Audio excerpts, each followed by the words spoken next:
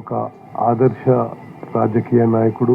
మరి అనేక పదవుల్లో ఎమ్మెల్యేగా, పార్లమెంట్ సభ్యునిగా, లోక్సభ సభ్యునిగా, రాజ్యసభ సభ్యునిగా, కేంద్ర మంత్రిగా రాష్ట్రానికి, దేశానికి ఎంతో సేవ చేసిన మహానాయకుడు. వారు లోక్సభలో ఉన్నప్పుడు ఉత్తమ పార్లమెంటరీ అవార్డు వారికి రావడం మా అందరికీ గర్వకారణం. నాకు శాసనసభ్యునిగా ఆనాడు మా పార్లమెంట్ ఎంపీగా నాకు అనేక విధాలుగా సాయం చేసిన విషయం, మా ప్రాంతాన్ని అభివృద్ధికి ఎంతో దోహదపడ్డ విషయం మేము ఎన్నడూ మర్చిపోలేంది. మరి ఈ మహానాయకుడి 84వ బర్త్ సందర్భంగా వారి జ్ఞాపకాలన్నీ మా మనసు నిండా ఉన్నాయి. మాకెంతో ఆత్మీయులు.